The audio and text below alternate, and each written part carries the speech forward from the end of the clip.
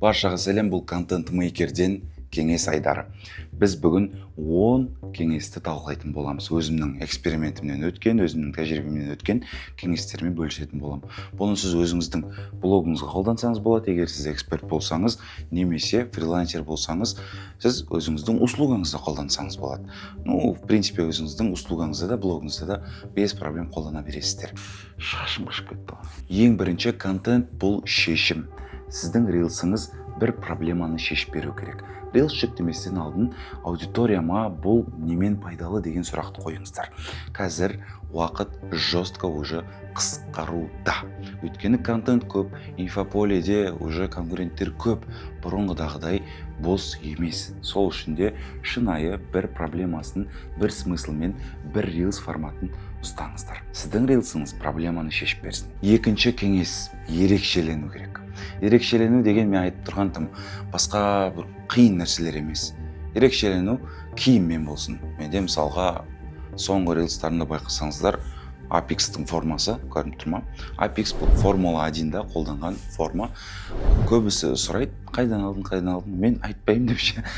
Сол сияқты бір киіммен, кепкамен, очкимен, немесе фонмен, субтитрмен, бір музыкамен ерекшеленіп, всегда соны қолдана беріп, адамның миында қаласыз. Өйткені қазір мыңдаған эксперттер бар, мыңдаған контент бар. Оның ішінен сізді қалай таниды? Мысалы, мен орыстарды қарайтын, орыс эксперттерді қарасам, бір есіме түспейді, аттары қандай бәрі бір-біріне ұқсас. Алексей, Миша, оның барлығы, в принципе, есімде сақтамайды. Несімен есімде сақталады? Образымен. Андай фонда түсіретін біреу бар еді ғой. Андай қылып манерамен сөйлейтін біреу бар еді деген сияқты есімде сақталады. Сол үшін де сізде бір сондай ерекше бір ассоциацияны алып алыңыздар. Түсінікті? Гауында. Үшінші, кез келген контентте call to action болу керек. Ол не? Call to action деген призыв к действию. Рилс түсірдіңіз, пайдалы ақпаратыңызды бердіңіз, проблеманы шештіңіз, соңында и что? И что? Просто бітті, подпишись па? Или комментарий қалдырма? Или төменге осында ключевой кодовое слово жаз, сосын мен саған гайд, чек-лист деген сабақ берем ба? Сол сияқты үнемі call to action'ды қолданып отырыңыздар. А вдруг ол сіздің рилсіңіз 500 000 просмотрға атып кетті, и түскен трафикті просто так сливать еттіңіздер. Ол ысырап, былайша айтқанда контенттің күнәсі деп ше. Ол да бір ысыраптың бір жолына жатады мен үшін. Төртінші кеңесім, егерде идеяңыз, блогыңызға идеяңыз болмаса, не түсірем, қандай тақырыпты қолданам деп миыңыз қатты ашып кетсе, алыңыз да сторисқа жазыңыз. Менде идея болмай жатыр қазір, бірақ пайдалы болатынды білемін. Давайте маған кері байланыс беріңіздер. Қандай темада түсірем деген сияқты. Олар сіздің опроснингіңізға жазады, немесе директіңізға жазады, немесе маған бір 5 шақты адам керек, давайте бір созвон жасап алайық. Менен тегін консультация болады бір жағынан, и мен сіздерге арнайы контентіме керекті сұрақтарды қоямын дей саласыздар. 10-15 минуттық сосын каздев жасап алсаңыздар жеткілікті. Ол жақта адамдардың бойларын сұрайсыз, потребностьтарын сұрайсыз. Ол уже сіздің блогыңызға дайын контент. Проблема емес.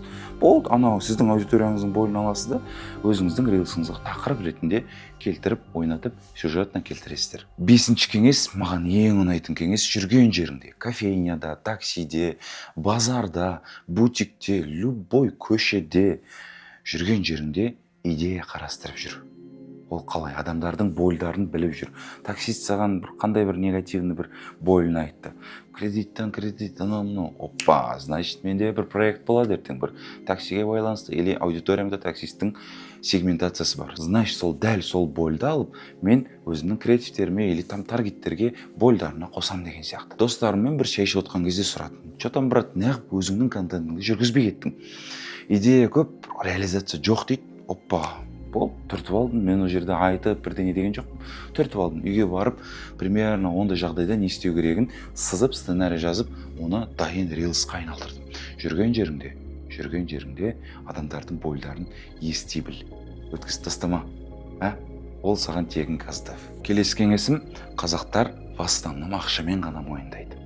Успехтің заманы біткенімен, қазір капиталдың эрасы келгенімен, по-любому сенен бірдеңе сатып алу үшін сенің статусыңа қарайды. қаншада қылып қанша не қылып қалай жүрсің, қалай жалпы не істеп жатсың, сен движухың қандай, оның барлығына по-любому қарайды. Так что мен ештеңе көрсетпеймін, тек қана білім сатамын, мен жоқ квалификационный мамандарды сатамын дегенің бос әңгіме. Ақшаң болса көрсет, без проблем. Болса көрсет, навыгыңызды көрсет, ешқандай проблема жоқ. Миыңдағы тарағанды алып таста бұл жерден. Бұл контент-мейкерден совет па еще? Совет үкіметі. 7-ші кеңес. Ол инфоповодтарды резко жұлып алып қолдану керек. Инфоповод деген не? Еліңде не болып жатыр? Рынокта не болып жатыр? Кім-кіммен ұрысып жатыр? Кім-кімді сыйлап жатыр? Кім-кіммен жүріп жатыр? Оның барлығы инфоповод. Халықтың аузында жүрген бір оқиғалар, өзіңнің өміріңде болып жатқан эффектный бір оқиғалар, өзіңнің гендер патиң болсын, или біреудің ажырасып кеткені болсын деген сияқты.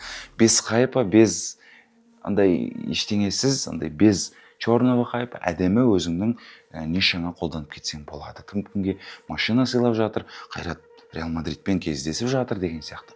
Сол инфоповодтарды бір 2 күн болмай сразу қолданып өзіңе подстраивать етсең, просмотр да болады. И креативно же. Сосын жалпы кеңес адекватность сақтау керек. Репутацияны құртып алмау керек. Ол сен маман болсаң да, сен эксперт болсаң да, өзіңнің услугаңды, продукттарыңды 100% өзіңнің мойныңа бағытталған жауапкершілікпен сезініп, жасап алуың қажет. Басынан аяғына дейін лақтырып кету, сөзге келмей қалмау, неадекватность, оның барлығы сенің болашақ жұмысыңа әсер етеді. Өйткені бір кәсіпкер 50 кәсіпкермен дос. Сол 50 кәсіпкер уже 250 кәсіпкермен дос. Яғни сенің бір клиентің әрі қарай цепочканы құртуы әбден мүмкін. Өйткені олар бір-бірімен общаются. 9-ші кеңес. Бұл сәл мотивационный.